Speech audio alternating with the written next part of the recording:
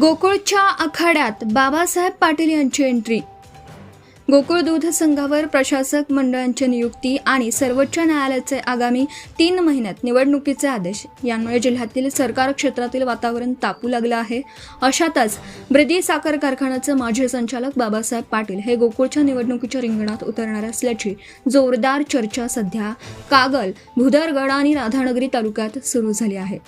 बाबासाहेब पाटील यांनी बिद्री साखर कारखान्याचे संचालक म्हणून प्रदीर्घ काळ काम केलं असून त्यांचा सभासद, शेतकरी आणि स्थानिक दूध संस्थांशी दांडगा जनसंपर्क आहे.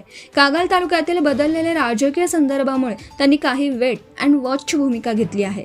मागील काही निवडणुकीत ब्रिदीच्या राजकारणातील प्रदीर्घ अनुभवानंतर आता जिल्ह्यातील सर्वात मोठी आर्थिक वाहिनी असलेल्या गोकुळ दूध संघाच्या माध्यमातून ते नव्या इनिंगसाठी सज्ज होत असल्याच्या चर्चांनी जोर धरला आहे.